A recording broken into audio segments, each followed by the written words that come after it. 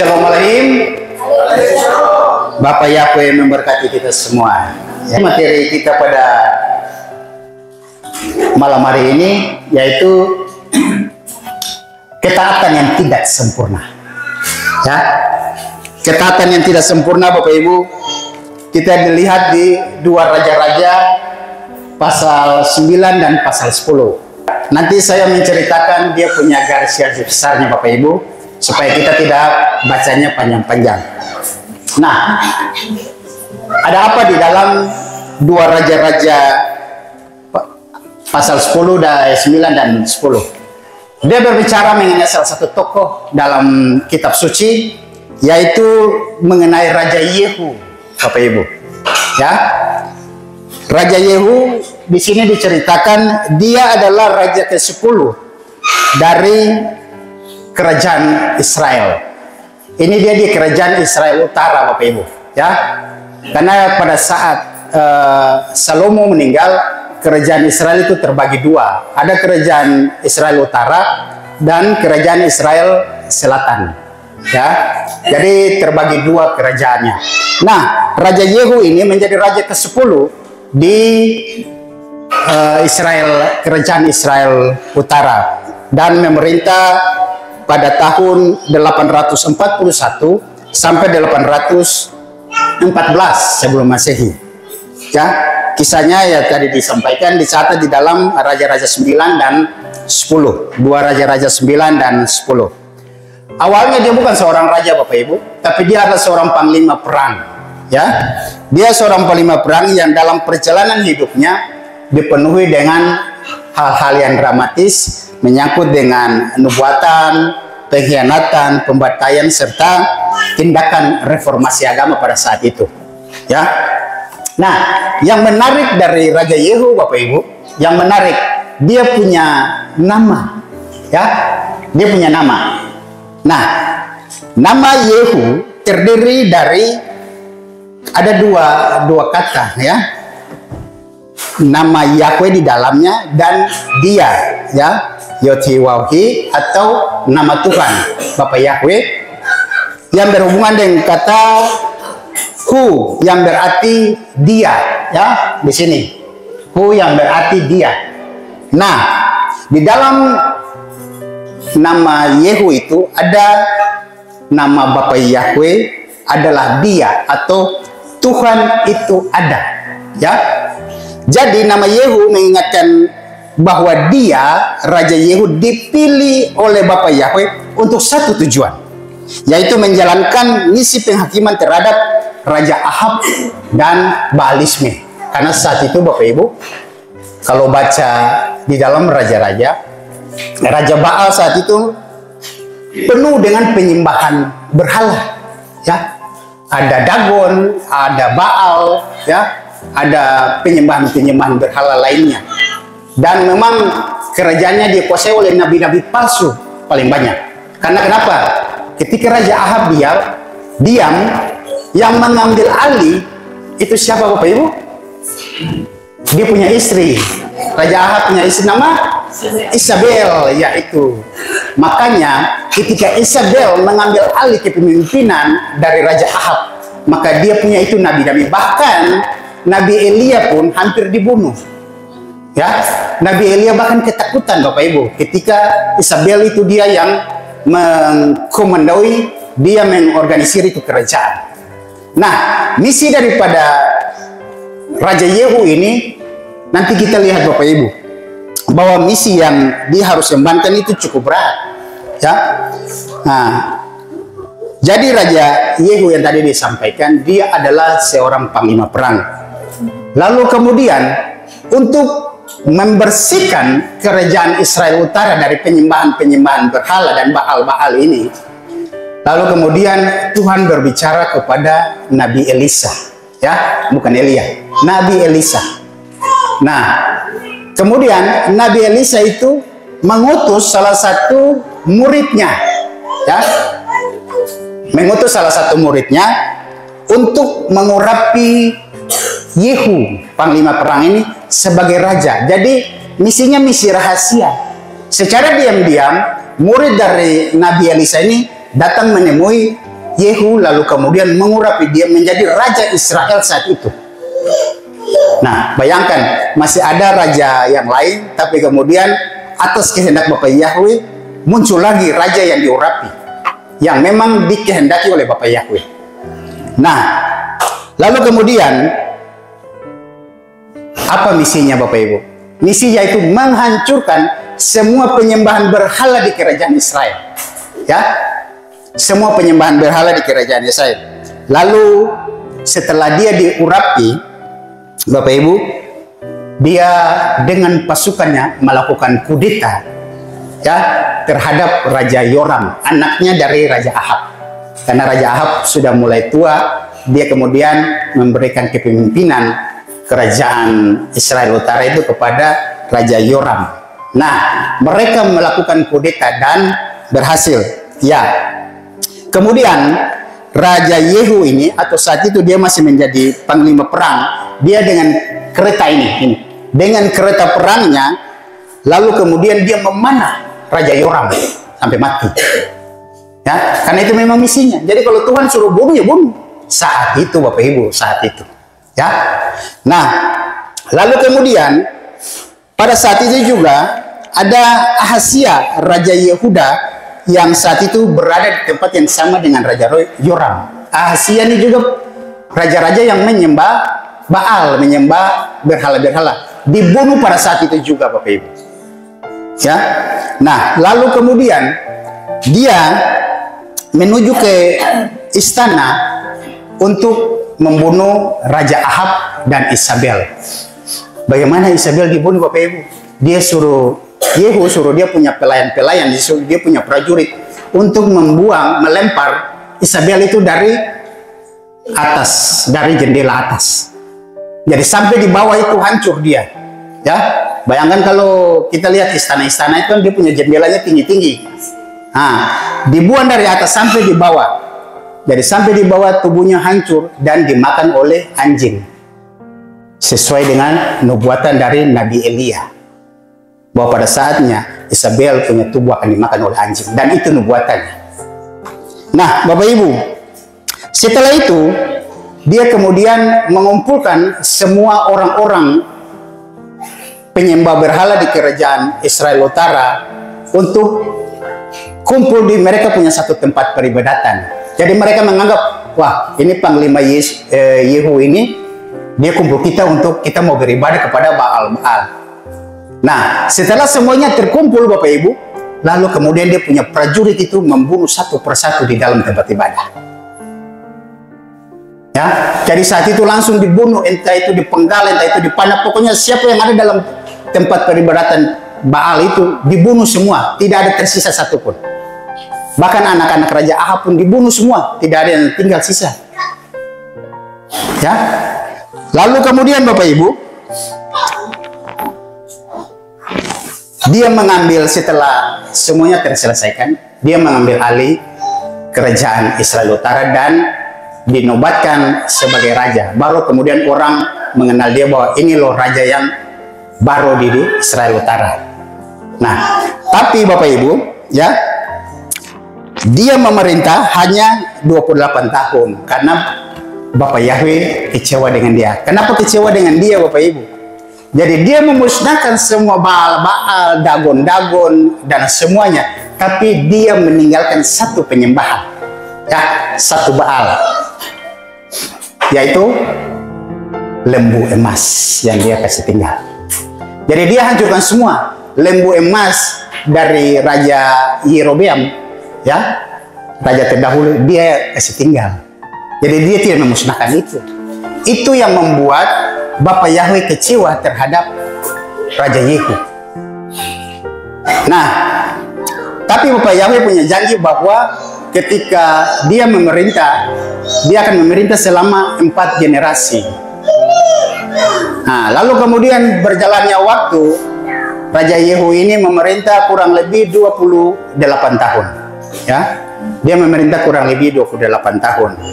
Tapi kemudian ada kerajaan-kerajaan dari Arab, lalu kemudian kerajaan Israel menjadi semakin lemah. Ya, karena itu ketidaktaatan Raja Yehu.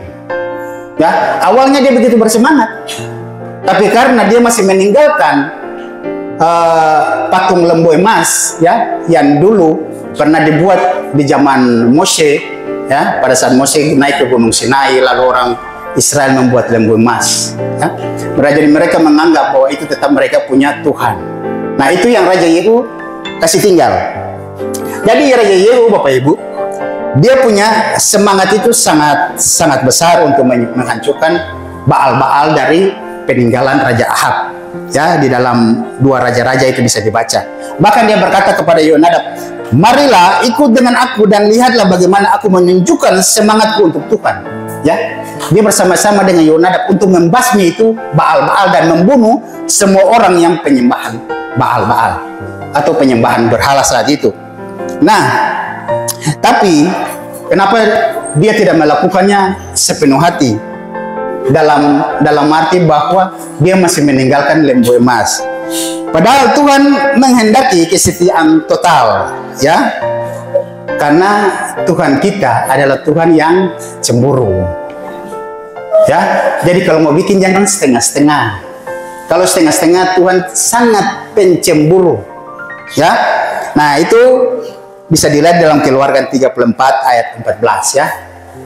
Tuhan adalah Elohim yang cemburu, atau Yahweh adalah Elohim yang cemburu. Nah, Yehu tidak menjalankan kepenuhan atau kesempurnaan dalam pemerintahannya. Kenapa?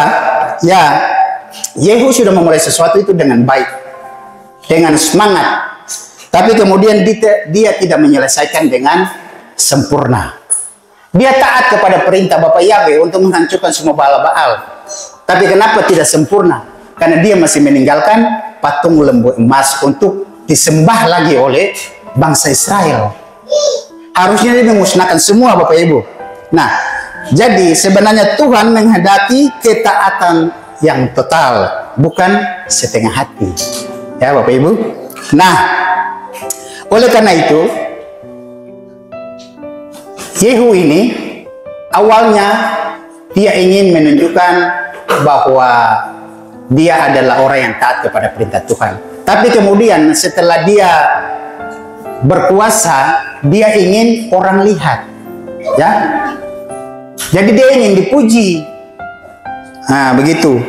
Lalu kemudian motivasi yang awalnya itu menggebu-gebu untuk Tuhan, dia sudah mulai tercemar. Ya, tercemar karena apa?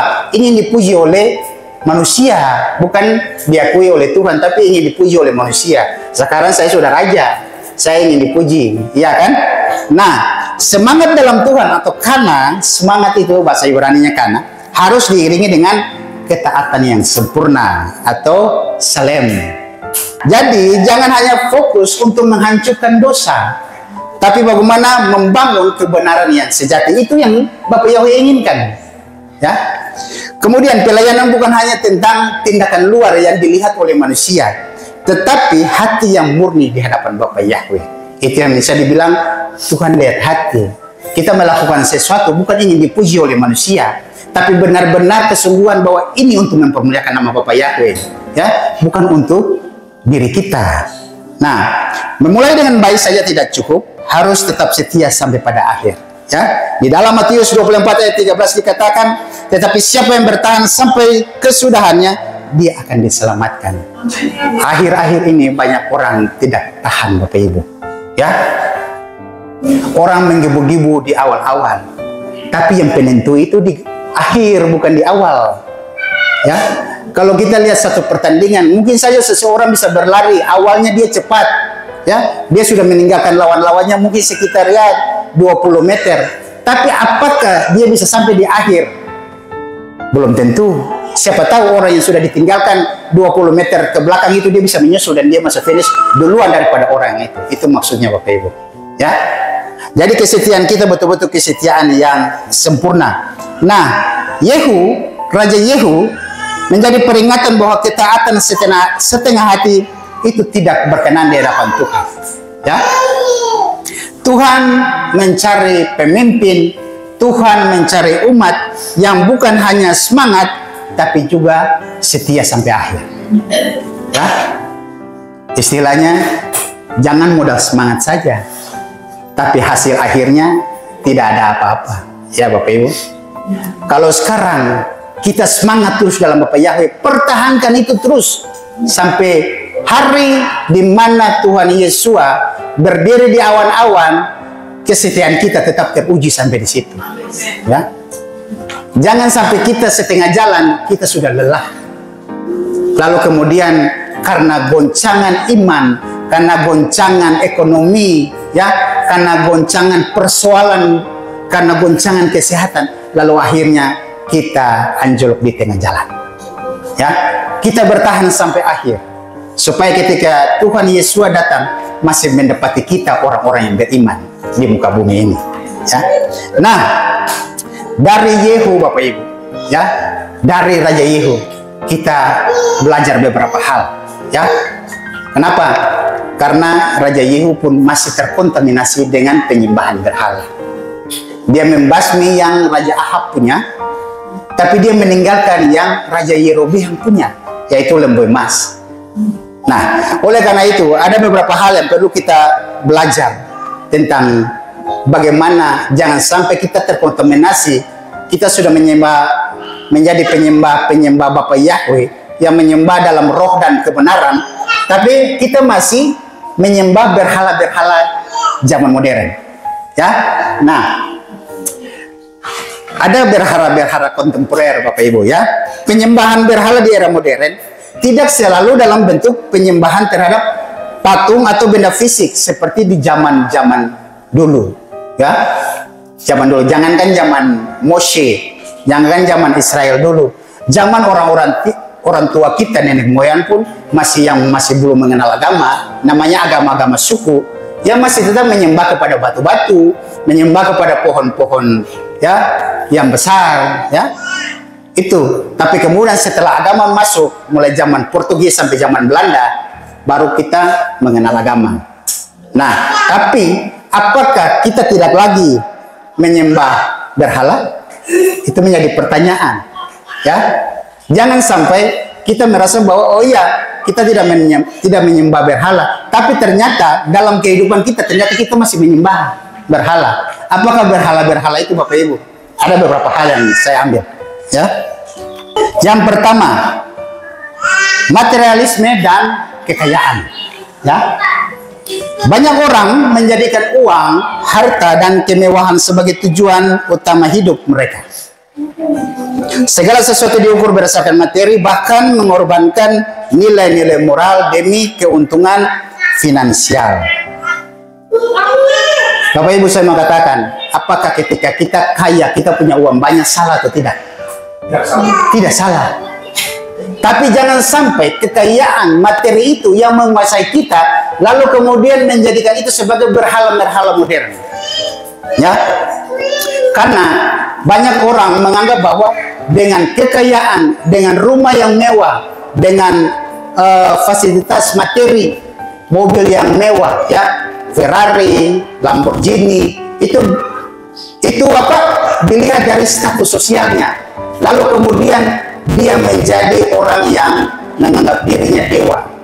Ya, terkadang kita tidak sadar bahwa ketika kita punya banyak harta, kita merasa bahwa kita ini tidak bisa orang lawan.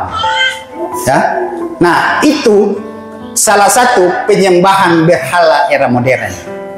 Ya, nah dalam banyak hal Bapak Ibu, harta dan kekayaan, kalau orang fasik di luar sana, dia sudah mengesampingkan nilai-nilai spiritual, nilai-nilai ketuhanan dalam kehidupan kita.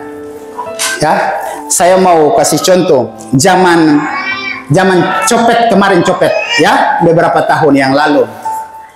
Apakah orang kaya dan orang miskin itu berbeda ketika copet itu kena? Tidak, semuanya sama. Mau itu orang kalangan miskin, menengah maupun orang kalangan kaya, ya ketika kena copet, ya tetap kena saja. Bahkan ada yang sampai berobat ke luar negeri, lari ke luar negeri. Apakah harta bisa melindungi dia? Tidak bisa. Ya? Tidak bisa. Pada saatnya, sekalipun banyak harta, sekalipun punya rumah mewah, ya, mobil yang satu showroom tidak akan bisa menyelamatkan kita. Ya, yang bisa menyelamatkan kita cuma Bapa Yahweh di dalam nama Yesus. Ya, itu yang pertama Bapak Ibu. Jangan sampai harta dan kekayaan menjadikan kita menjadi penyembah berhala era modern. Kaya tidak masalah, punya banyak harta tidak masalah. Yang penting kita yang menguasainya, bukan harta itu yang menguasai kita. Ya. Yang kedua, popularitas dan pengakuan sosial. Ya. Media sosial telah membuat banyak orang terobsesi dengan jumlah pengikut, jumlah like dan komentar. Beberapa rela melakukan demi ketenaran, bahkan mengorbankan nilai-nilai pribadi. Nah, di sini juga salah satu masalah Bapak Ibu. Ya, ketika kita punya media sosial, kita pakai secara tidak baik, ya, kita melihat pengakuan orang kepada kita. Ya, ketika kita punya penonton banyak, ketika kita punya like-nya banyak, ketika kita punya subscriber atau followersnya banyak, jadi kemudian merasa bahwa wah saya ini terpandang, ya, saya ini diakui oleh dunia. Nah kemudian dia merasa bahwa dia lebih berharga dari orang lain. Lalu kemudian dia merekayasa segala sesuatu yang membuat akhirnya, contoh ya, saya kasih contoh. Ketika kita menggunakan media sosial, kita rubah kita punya wajah jadi lebih ganteng, lebih cantik, pokoknya menarik semenarik mungkin. Ya, untuk apa? Kita mendapatkan pengakuan dari orang, ya, mendapatkan like dari orang, mendapatkan penonton yang banyak, sehingga orang kemudian menjadi banyak yang menjadi konten kreator. Ya, karena di situ menghasilkan uang yang cukup banyak, Bapak Ibu. Nah, akhirnya orang juga tidak lagi memikirkan bagaimana mencari Tuhan, bagaimana dekat dengan Tuhan, bagaimana supaya Tuhan hidup di dalam, tapi kemudian bagaimana mencari ide, bagaimana mencari inovasi untuk membuat konten kreator yang sangat menarik untuk orang, untuk diakui. Ya, jadi hidupnya cuma cari, ini esok nih saya mau buat kontennya apa, esok kontennya apa, biar dicari orang. Akhirnya waktu dengan Tuhan sudah tidak ada lagi. Ya, waktu untuk membaca firman sudah tidak ada lagi. Nah, nanti ketika sudah sakit, sudah tertumbuh dengan masalah ekonomi, baru kemudian mencari Tuhan. Ya, suruh saja orang bikin konten mengenai kau punya sakit. Ya kan? Nah, begitu. Jadi jangan sampai hal-hal seperti ini merubah kebiasaan kita, ya, yang selama ini dekat dengan Bapak Yahweh, yang selama ini dekat dengan firman, kemudian karena ingin kita punya status sosial diakui orang, lalu kemudian kita jauh dengan Bapak Yahweh karena kita lebih memikirkan untuk bagaimana kita mendapat pengakuan dari manusia. Ya. Kemudian Bapak Ibu, yang ketiga, ini yang sangat juga berpengaruh, sains dan teknologi. Ya, ilmu pengetahuan atau sains dan teknologi sering dijadikan dalam tanda kutip dewa atau Tuhan yang dianggap mampu menjawab semua masalah manusia. Beberapa orang bahkan menolak konsep ketuhanan karena menganggap sains sebagai satu-satunya kebenaran mutlak. Ya, kalau sekarang Bapak Ibu lihat apa sih yang bisa dibikin oleh sains dan teknologi? Ya, AI sudah merambah seluruh dunia. Ya, bahkan boneka-boneka yang dibuat itu bisa menyerupai manusia. Yang kurang Bapak Ibu cuma nafas saja, nafas. Tapi darah sudah ada, ya, kulitnya sudah ada, bahkan seperti manusia asli. Makanya kemarin saya terangkan banyak yang kawin dengan robot, banyak yang kawin dengan boneka, ya karena itu.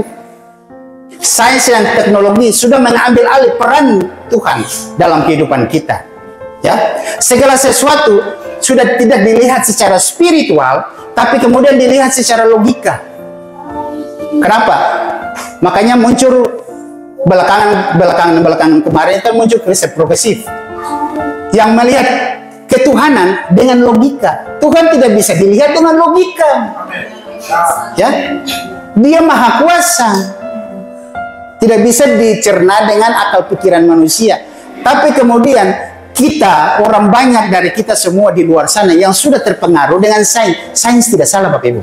Ya, sains dan teknologi tidak salah, tapi kemudian dipergunakan untuk menyingkirkan ketuhanan Tuhan itu sendiri. Lalu kemudian memakai teknologi bahwa ini loh lebih masuk akal. Ya, lebih masuk akal. Itu yang kemudian nilai-nilai spiritual dari orang-orang beriman menjadi sangat turun. Orang lebih mempercayai sains dan teknologi daripada mempercayai Tuhan. Karena kenapa? Sains dan teknologi bisa dilihat, iya kan? Bisa dilihat. Mau buat apa sekarang bisa. Mau bilang apa buat sekarang bisa. Ya. Mau jawaban yang cepat dengan sains pun, dengan teknologi bisa. Mungkin orang berpikir gini, kalau Tuhan kita berdoa kayaknya terlalu lama. Masih butuh waktu untuk Tuhan menjawab doa. Tapi kemudian dengan sains dan teknologi bisa dengan cepat terjawab, ya. Nah, itu yang kemudian menyingkirkan kita punya nilai-nilai spiritual dalam kehidupan kita. Nah, jangan sampai sains dan teknologi kemudian menjadi Tuhan dalam kehidupan kita. Dia boleh membantu kita, tapi jangan menjadikan dia sebagai Tuhan. Ya, dia ada, sains dan teknologi ada untuk membantu manusia, bukan untuk menguasai manusia. Dan sekarang yang terjadi, bahkan sampai nanti pada saatnya ketika masa anti Hamasiyah berlaku, betul-betul sains dan teknologi itu dia jadi Tuhan sesungguhnya. Ya, pada saat itu Bapak Ibu kita yang ada di sini tidak ada lagi. Kita sudah rapture, ya. Sehingga kita tidak melihat bahwa sains dan teknologi itu benar-benar menjadi Tuhan. Karena kalau tidak ikut saat itu Bapak Ibu, ya pasti disiksa, pasti dibunuh. Siapa yang mau tinggal di masa kesukaran besar? Tidak ada, di sini tidak ada yang mau, ya. Kita mau kita semua terangkat supaya kita menikmati perjamuan dengan Tuhan Yesus. Nah, oke, kemudian yang keempat. Yang keempat, kekuatan dan kekuasaan. Orang yang memuja jabatan, ya, yang punya pengaruh atau mendominasi atas orang lain, mereka melakukan segala cara untuk mendapatkannya. Ya, politik juga bisa menjadi berhala jika dijadikan alat untuk memenuhi ideologi tertentu. Nah, banyak saat ini Bapak Ibu di dalam kehidupan kita berbangsa dan bernegara. Ketika kita melihat kondisi saat ini, ya, negara kita sering dikatakan Indonesia adalah negara hukum. Hukum adalah panglima tertinggi. Tapi apa pertanyaannya? Apakah benar hukum menjadi panglima tertinggi atau politik yang menjadi panglima tertinggi? Ya, hukum bisa dirubah dengan politik, Bapak Ibu. Nah, itu yang membuat kekuatan dari sebuah kekuasaan itu bisa merubah segala sesuatu. Ya, lalu kemudian akhirnya semua orang tunduk kepada sang penguasa, kepada orang yang punya kekuatan baik secara finansial ataupun materi. Ya, kita tidak bisa melawan. Orang yang kecil tidak bisa terlalu bersuara banyak, pasti akan diintimidasi, ya, oleh kekuasaan atau kekuatan-kekuatan besar. Nah, orang yang terobsesi dengan kekuasaan seringkali orang itu kehilangan kepedulian terhadap orang lain. Kenapa? Dia tidak memikirkan orang lain mau susah atau tidak susah. Yang penting dia punya kepentingannya tercapai. Ya, dia punya apa? Nafsu politiknya tercapai. Itu yang dia pikirkan, sehingga kontak sosial antara sesama itu menjadi renggang. Karena kenapa? Sudah ada kesenjangan. Yang penting saya senang, Anda mau susah, Anda mau sengsara, saya tidak peduli. Yang penting saya punya niatnya tercapai dengan segala cara dipakai. Nah, itu salah satu hal yang membuat itu menjadi penyembahan berhala di era modern. Karena kenapa? Kekuatan dan kekuasaan yang menguasai orang. Hanya orang tidak bisa apa-apa, orang tunduk. Apalagi orang-orang yang kecil. Nah, pemujaan terhadap kekuasaan itu salah satu bentuk penyembahan di era modern yang dapat menghancurkan individu maupun masyarakat. Ya, kekuasaan yang sejati bukanlah tentang dominasi, tetapi menjadi penyeimbang kekuasaan dalam nilai-nilai moral, nilai-nilai kemanusiaan, dan nilai-nilai spiritual. Harusnya menjadi penyeimbang. bukan menjadi hal yang menakutkan, bukan menjadi hal yang membuat orang lain tertekan dengan kepentingannya. Ya, itu yang membuat dia menjadi berhala di era modern. Nah, yang kelima, hedonisme dan kenikmatan duniawi. Oh, ini yang sangat banyak Bapak Ibu. Ya, gaya hidup atau hedonisme yang hanya berorientasi pada kesenangan pribadi tanpa mempertimbangkan moralitas akibat jangka panjangnya. Contoh, pesta pora, ya, seks bebas, kecanduan narkoba dan lain-lain. Nah, hedonisme Bapak Ibu sekarang menjadi gaya hidup. Sekarang kalau saya tidak ikut gaya zaman sekarang, saya dianggap kuno. Ya, saya dianggap ketinggalan zaman. Tapi apakah itu bisa mempengaruhi kehidupan kita? Ya, atau dia bisa merusak kehidupan kita? Harus dilihatnya seperti itu. Jangan sampai kita cuma sekedar ikut-ikutan, ya, gaya-gayaan, lalu tanpa kita sadari kita sementara mencemarkan diri kita. Kita sementara membuat kita kehilangan hubungan kita dengan Tuhan. Ya, karena ikut gaya hidup. Orang lain mau kaya, kita juga ikut kaya gayanya seperti orang kaya, ya. Akhirnya banyak orang kadang-kadang kalau lihat tetangga punya motor, pingin juga beli motor. Karena kenapa? Pingin gaya hidup seperti orang, ya. Ketika punya mobil, pingin punya mobil seperti tetangga. Akhirnya hutang sana, hutang sini. Iya kan? Itu yang membuat hidupnya kacau. Karena kenapa? Gaya hidup, lalu mau menikmati kenikmatan duniawi. Saya bergaul dengan teman-teman saya ini kan yang elit-elit. Hei, kita sadar-sadar kita punya diri lah. Bergaul boleh, kenapa tidak bilang? Tidak bisa. Semua orang bisa bergaul, tapi kita mampu menempatkan diri kita dalam pergaulan. Jangan sampai pergaulan yang menguasai diri kita sehingga membuat yang dulunya kita menjadi orang baik, yang dulunya kita bisa taat kepada Bapak Yahweh, menjadi jauh dari Bapak Yahweh, menjadi orang yang tidak baik, ya. Nah, itu yang bisa merusak karena pergaulan kita, karena kita ingin gaya-gayaan seperti orang lain. Nah, budaya, selebritas atau media sosial dapat menciptakan penyembahan berhala elah modern, ya. Dan itu butuh pengakuan orang. Karena kenapa? Ketika saya bergaul dengan kalangan-kalangan teman-teman saya yang elit-elit, berarti orang mengakui saya juga orang elit, ya. Siapa tahu mungkin di rumah orang tua saya lagi banting tulang cari nafkah, ya. Saudara kita lagi banting tulang cari nafkah, lalu kita mau gaya-gayaan. Jangan seperti itu Bapak Ibu, ya. Itu Bapak Yahweh tidak menginginkan. Boleh kita bergaul, tapi kita menjaga diri dari pergaulan agar pergaulan kita tidak tercemar dengan kebiasaan yang buruk di luar sana. Ya. Yang berikut Bapak Ibu, yang keenam, orang atau tokoh idola, ya. Fanatisme berlebihan terhadap selebriti, influencer, ya, pemimpin atau tokoh tertentu hingga menganggap mereka sebagai sosok sempurna yang bisa berujung pada kultus individu di mana seseorang dipuja seperti dewa. Kalau kita punya tokoh idola Bapak Ibu, apa yang tokoh idola itu bikin kita ingin bikin lagi, iya kan? Walaupun tidak sesuai dengan keberadaan kita. Bahkan ketika tokoh idola itu bilang tangan kanan ini tangan kiri, kita tetap mengakui bahwa itu tangan kanan, itu tangan kiri.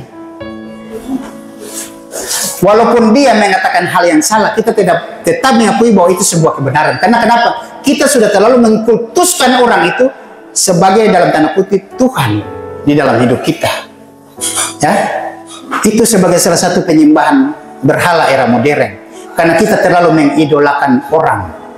Kalau yang kita idolakan itu Tuhan Yesua, tidak ada masalah. Apapun yang dibikin Tuhan Yesua kita ikut. Tapi kalau yang dibikin itu manusia, ya pasti ada kekurangan keterbatasannya. Ya, kita lihat sekarang kan banyak, ya, tokoh-tokoh agama, baik yang di dalam kalangan kita maupun di luar sana, yang kemudian karena statusnya sebagai orang terkenal, ya, sebagai tokoh-tokoh agama terkenal, sehingga apapun yang dibilang diikut oleh semua umat. Ya, dia suruh menyembah itu, dia pasti menyembah karena tahu bahwa yang dibilang oleh tokoh idola itu benar. Padahal itu salah, Bapak Ibu. Nah, orang yang terobsesi dengan figur tertentu terkadang mengabaikan aspek kehidupan spiritualnya, ya, dan etika moralnya. Dia sudah tidak memikirkan orang lain lagi, ya. Yang dipikirkan apa yang dibuat oleh dia punya tokoh idola, ya ikut, ya. Apalagi tokoh idola itu seorang tokoh agama dari berbagai kalangan dan keagamaan, ya, sehingga apapun yang dikatakan, apapun yang dilakukan selalu dianggap benar, walaupun yang dilakukan itu tidak benar. Nah, mengidolakan seseorang, Bapak Ibu, tidak selalu buruk, ya, tapi harus dilakukan dengan cara-cara yang wajar. Kita harus menguji apakah yang dikatakan oleh tokoh idola kita yang dia lakukan sesuai dengan firman tidak. Apalagi seorang tokoh agama, ya, banyak tokoh-tokoh agama yang terkenal, tapi catatannya apakah yang dilakukan itu benar atau tidak, sesuai dengan firman atau tidak. Memperkenalkan nama Bapak Yahweh saja takut, ya, apalagi untuk hal-hal yang lain. Karena Tuhan mereka itu di perut, ya, Tuhan mereka di perut. Mereka ingin punya jemaat yang banyak. Nah, sehingga apa yang dilakukan itu seperti seorang entertainer, ya, untuk mendapat pengakuan, untuk menjadi terkenal. Nah, kita bisa mengidolakan mereka, tapi dengan cara-cara yang wajar, sebatas yang kita mengagumi. Jangan sampai kita mengikuti hal yang tidak benar pun yang dianggap benar, ya Bapak Ibu. Kita harus berhati-hati. Kemarin kita belajar tentang nabi-nabi dan pengajar-pengajar palsu, makanya kita harus hati-hati, ya. Kemudian yang berikut, diri sendiri atau egoisme dan narsisme. Sikap yang merasa diri paling benar, paling superior, dan tidak butuh Tuhan, ya, itu sikap egoisme. Individualisme ekstrim yang membuat seseorang menomorsatukan dirinya sendiri di atas segalanya, ya. Bagaimana egoisme dan narsisme itu menjadi penyembahan berhala, yaitu ketika seseorang merasa bahwa kebahagiaan dan kesukaannya satu-satunya menjadi tujuan hidup tanpa peduli pada orang lain. Dia pikir dia punya diri sendiri saja, jadi dia sementara menyembah pada dia punya diri sendiri. Karena kenapa? Dia sudah tidak mau peduli dengan orang lain. Yang dia lakukan, dia anggap bahwa itu benar. Orang mau apa dia tidak peduli, ya. Jadi hubungan interaksi sosial pun menjadi tidak baik. Nah, narsisme juga muncul ketika seseorang mencari validasi atas diri orang lain dan merasa diri mereka unggul dari orang lain. Orang yang egois, ya, yang narsisme itu pasti menganggap dirinya lebih sempurna dari orang lain. Padahal orang lagi melihat dia punya kesalahan yang cukup besar, ya Bapak Ibu. Jadi terkadang kita harus mengoreksi diri kita sendiri. Sama seperti tadi Raja Yehu, ya, sibuk untuk menghancurkan berhala-berhala yang lain, tapi masih tetap memelihara berhala yang lain. Ya, kita sibuk untuk mengkritik orang lain, tapi kita tidak mengoreksi diri kita sendiri. Itu jangan sampai sifat egoisme, narsisme itu ada dalam diri kita. Sebelum kita mengoreksi orang lain, kita mengoreksi diri kita dulu, ya. Sebelum kita melakukan hal terhadap orang lain, kita lakukan dulu, ya. Firman bilang, sebelum engkau melakukan terhadap orang lain, lakukan dulu terhadap dirimu, ya. Kalau mau orang lain mau menghargai kita, kalau orang lain mau menghormati kita, kita hargai dulu orang lain. Kalau kita mau orang lain berbuat baik kepada kita, kita berbuat baik dulu kepada orang lain, ya. Jangan kita tidak berbuat baik kepada orang lain, tapi kita tuntut orang lain berbuat baik kepada kita, ya, itu salah, ya. Nah, sifat-sifat egoisme itu, narsisme itu yang harus kita singkirkan dalam kehidupan kita, ya, supaya hati kita benar-benar bersih, pikiran kita benar-benar bersih. Yang berikut Bapak Ibu, yang terakhir, pekerjaan dan karir. Ketika seorang mengorbankan segalanya termasuk keluarga, kesehatan, dan nilai-nilai spiritual untuk mengejar karir, maka akan membuat seseorang tidak punya waktu untuk hal-hal lain selain pekerjaan. Ya, ini menjadi peringatan untuk kita semua, Bapak Ibu. Ya, kita makan, kita butuh kerja. Ya, kita hidup, kita butuh kerja. Tapi jangan sampai pekerjaan membuat kita jauh dari Tuhan. Ya, luangkan waktu untuk Bapak Yahweh. Ya, sesibuk-sibuknya kita luangkan waktu untuk baca kitab suci. Ya, karena pekerjaan, karir itu juga Bapak Yahweh yang kasih. Bagaimana kita mengucap syukur? Kita ambil waktu 2 jam saja untuk kita beribadah, ambil waktu 15 menit untuk kita baca kitab suci. Itu penghargaan yang sangat besar dari kita kepada Bapak Yahweh. Bapak Yahweh tidak tuntut macam-macam, Bapak Ibu. Ya, Bapak Yahweh sudah kasih pekerjaan untuk kita. Wah, wong kita kasih waktu sedikit untuk Bapak Yahweh. Ya, jangan sampai karena pekerjaan menyita kita punya waktu untuk bersama-sama dengan Bapak Yahweh. Ya, saya tidak mengkritik siapa-siapa. Ya, tapi ini menjadi koreksi untuk kita semua. Ya, bahwa sesibuk-sibuknya kita, apapun kesibukan kita, ambil waktu untuk kita dekat dengan Bapak Yahweh. Jangan sampai kita ketemu masalah baru kita dekat dengan Bapak Yahweh. Iya kan? Kalau Bapak Yahweh bilang, sabar-sabar dulu. Kan kau selama ini jauh dari saya, jadi sabar-sabar dulu. Ambil waktu dengan Bapak Yahweh. 5 menit, 10 menit, walaupun itu waktu yang sangat sedikit, itu nilainya sangat besar di hadapan Bapak Yahweh. Ya, Bapak Yahweh cuma butuh itu. Ya. Nah, bekerja dan meniti karir hal yang sangat penting dalam kehidupan kita. Tapi jangan menjadikan pekerjaan sebagai tujuan kehidupan kita yang menggantikan nilai-nilai spiritual, yang menggantikan hubungan kita dengan sesama kita, yang menjadikan bahwa kita sementara menyembah pada berhala-berhala era modern. Apa itu? Pekerjaan kita. Ya, kok saya tidak bisa beribadah karena saya masih kerja, saya tidak bisa beribadah karena saya punya waktu tersita di luar. Jangan, Bapak Yahweh bilang, yang saya kasih waktu kepada kamu itu sangat banyak. Kenapa cuma waktu beberapa menit saya tidak bisa dengan saya? Ya, pakai waktu dengan Bapak Yahweh.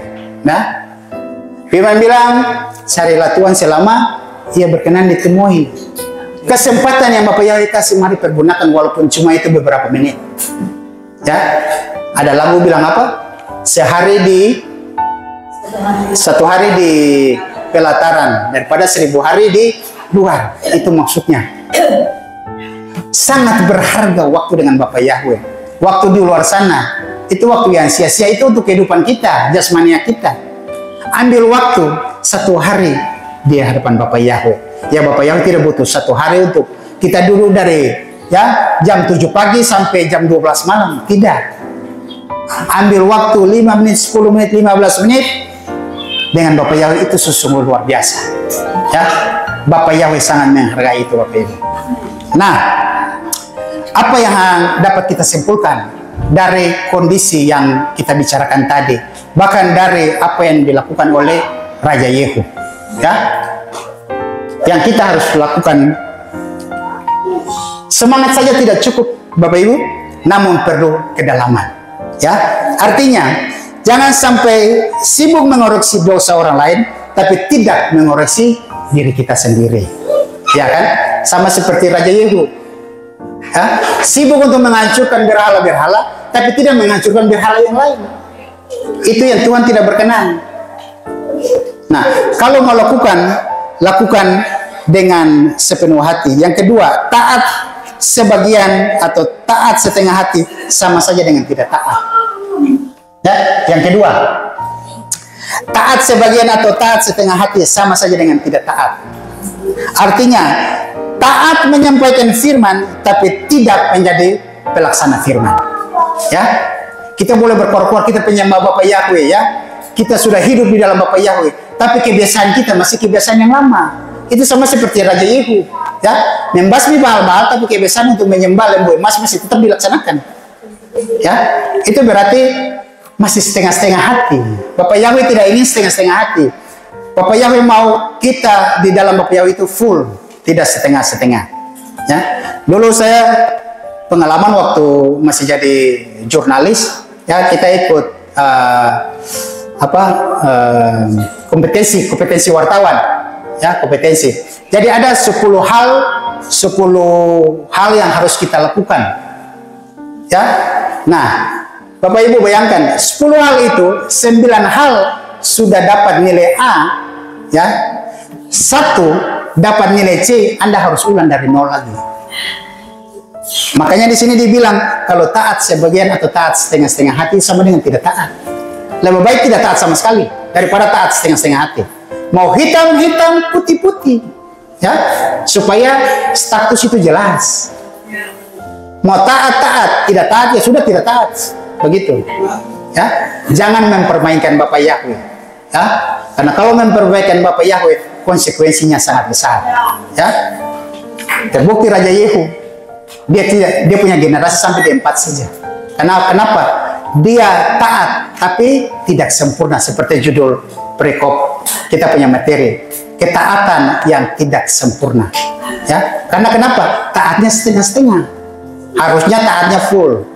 Nah, yang ketiga, jangan terjebak pada kebiasaan lama. Artinya, kita menolak dosa lama tapi membiarkan dosa kebiasaan menguasai kita. Yang tadi saya katakan, ya. Kita sudah memperbaharui kehidupan kita. Kita sudah baptis, ya, pembaruan. Kita sudah melaksanakan Sabat. Kita sudah melaksanakan 7 perayaan. Kita sudah kenal nama Bapak Yahweh dan kita tahu bahwa Bapak Yahweh dalam Yesua Mesias adalah juru selamat kita, jalan keselamatan kita. Tapi dalam kehidupan kita masih melakukan hal-hal duniawi yang mementingkan kepentingan kedagingan kita. Itu yang Bapak Yahweh tidak setuju. Mau lakukan kebiasaan itu semuanya harus dihapus bersih seperti kain putih. Jangan ada noda sedikit pun. Karena ketika kita dengan Bapak Yahweh tidak ada noda. Nah, bangsa Israel yang mau mempersembahkan lembu merah saja tidak boleh ada cacat. Satu urat dia punya bulunya warna lain dianggap cacat. Apalagi kita dengan Bapak Yahweh, dengan Yesua HaMashiach tidak boleh ada cacat sedikit pun. Cacat apa? Cacat berpikir yang negatif. Cacat apa? Cacat berbuat yang negatif. Itu yang harus kita hilangkan. Jangan sampai kebiasaan-kebiasaan kita itu menjadi berhala untuk kita. Ya, kita belajar dari Raja Yehu. Supaya kenapa? Pemerintahan kita, kehidupan kita di dunia ini untuk selama-lamanya dengan Bapak Yahweh. Tidak dibatasi dengan ruang dan waktu. Kehidupan kita serahkan sungguh-sungguh kepada Bapak Yahweh. Jangan serahkannya setengah-setengah. Ya, supaya ketaatan kita tidak menjadi sia-sia, tapi menjadi sempurna. Ya, kita tutup dengan salah satu kata bijak, Bapak Ibu. Berjuanglah dengan sepenuh hati serta mengandalkan Tuhan untuk mencapai hasil yang sempurna agar ketaatanmu tidak sia-sia. Itu motivasi dari Bapak Melkies. Saya tahu itu siapa? Ya, itu saya baru dapat di Google. Ya, berjuanglah dengan sepenuh hati serta mengandalkan Tuhan untuk mencapai hasil yang sempurna agar ketaatanmu tidak sia-sia. Demikian firman Bapak Yahweh.